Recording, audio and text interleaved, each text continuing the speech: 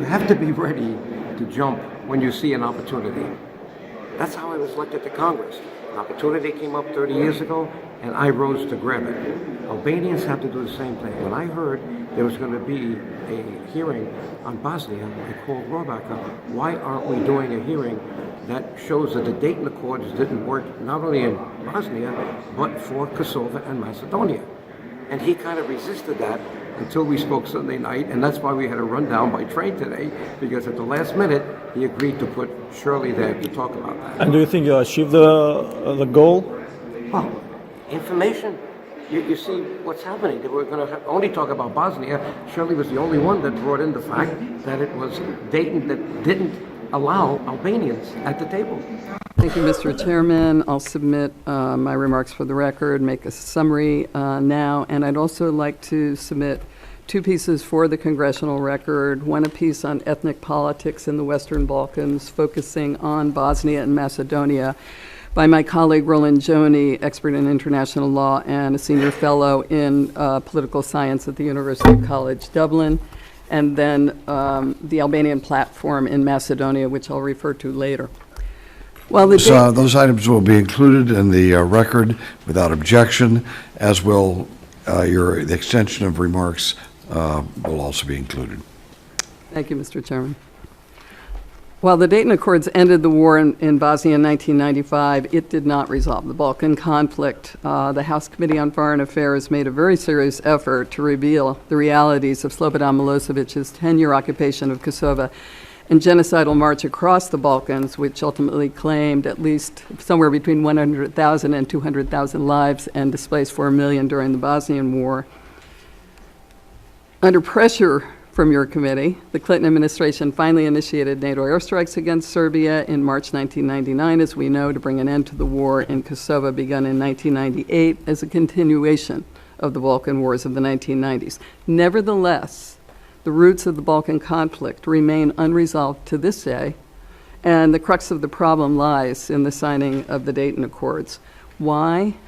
Because U.S. Balkan envoy Richard Holbrooke, then chief U.S. negotiator at Dayton, cast Serbian dictator and later indicted war criminal Slobodan Milosevic into the role of the peacemaker. And instead of a peace agreement that would have outlined the steps to restore Bosnia-Herzegovina to its pre-war reality as a society of multi-ethnic and multi-religious harmony among Bosniaks, Croats, and Serbs, Dayton divided Bosnia-Herzegovina, as we've heard, into two entities with a weak federal government, and incredibly, Milosevic was rewarded with the recognition of a previously non-existent political entity called Republika Srpska.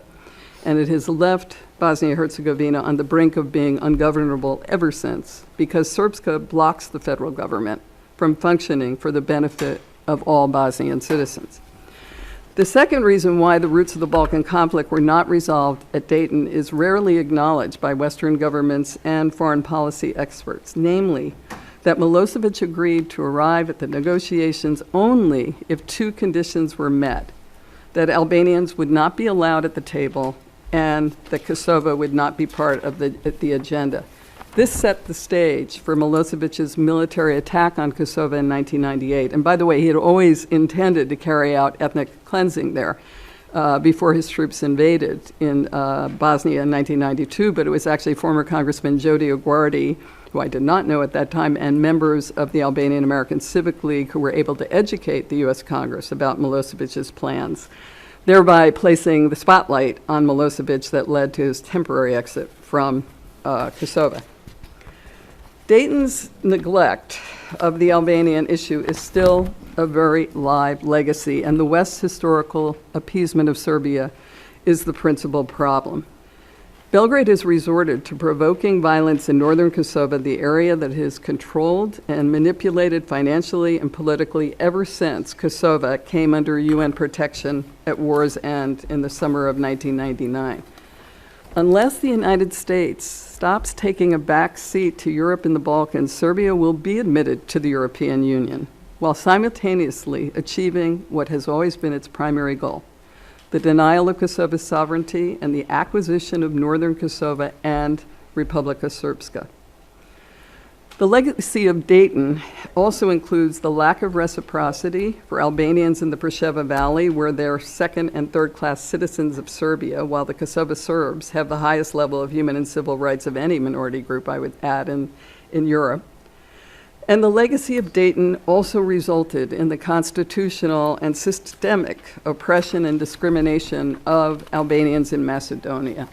It's Macedonia that I believe the U.S. government must now focus on.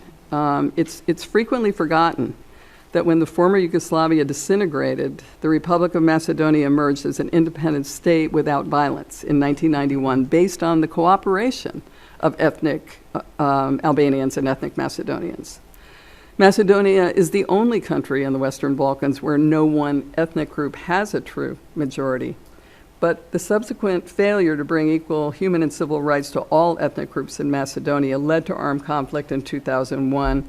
To end the conflict, as we know, the EU and the US government entered into negotiations with the ethnic Macedonian and ethnic Albanian political leaders. That resulted in the signing of the Ohrid Framework Agreement, which was supposed to achieve the equitable representation of all national groups in the state's institutions, as well as the equitable distribution of resources. 17 years later, Ohrid implementation has stagnated in relation to judiciary, law enforcement, military, intelligence, and fiscal decentralization, and ethnic Macedonian domination is constitutionally entrenched and yet to be addressed. The current political crisis in Macedonia cannot be resolved short of grappling with the key Albanian grievances. Macedonia will never become a functioning democracy if it discriminates against 30 to 40% of its population Albanian and other non-Slavs. But again, achieving ethnic equality now is at risk once more in Macedonia. In January of 2018, the Macedonian parliament twice passed the law making Albanian the country's second official language, which was mandated in an agreement between Zoran Zaev's SDSM party and the ethnic Albanian parties that called the Albanian platform and used it to form the new government. Even so, as we speak, Macedonian president, starting in January, President Ivanov twice vetoed it, claiming that a second official language would threaten Macedonia's unity and territorial integrity. The Macedonian constitution requires the passage of this law after 2 votes in favor, but this is yet to happen because Ivanov has declined constitutionally to sign the law, and he's now stoking ethnic tensions that may have domestic and regional implications. Ending discrimination against ethnic Albanians by providing equal opportunity for economic and social growth in areas where Albanians are ethnic majorities can dramatically reduce the possibility of future armed conflict. And I'll conclude, the question remains whether the United States and the European Union will step forward to negotiate a timeline to achieve full equality of the Macedonian and Albanian communities before the country's admission to NATO. Especially in Macedonia, we've witnessed a foreign policy approach in the US government for the past 20 years that focused on stability at all costs, as you have often pointed out, Mr. Chairman, instead of making conflict prevention and human rights the center of our engagement with the region. Hence, post-Dayton, the Balkan conflict is still unresolved. Thank you. The Albanian American Civic League is here, and I've been asked to testify at a hearing on the legacy of Dayton and the future of Bosnia and Western Balkans. Focus will be for most of the other witnesses on Bosnia, but I will be talking about how Dayton needs to be revisited because it in effect destroyed Bosnia by dividing it up and giving Slobodan Milosevic basically an award by granting something called Republika Srpska, And to this day, Milosevic is still trying to, not Milosevic, sorry, the Belgrade is trying to get its own control of Srpska and also try to reclaim, in their perspective, to get northern Kosovo. I'm going to be talking about the Dayton Accords in light of what most people don't remember or don't talk about, like Western governments and foreign policy experts. Namely, that Richard Holbrooke made Slobodan Milosevic a peacemaker at Dayton, and Milosevic only agreed to come to Dayton based on two conditions: that Albanians, which are the third largest ethnic group in the Balkans, were not allowed to be at the table, and Kosova would not be discussed.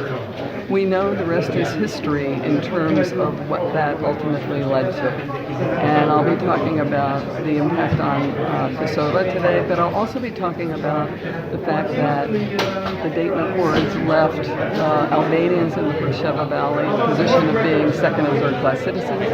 And I'll be speaking at length about the oppression of Albanians in Macedonia that has yet to be resolved.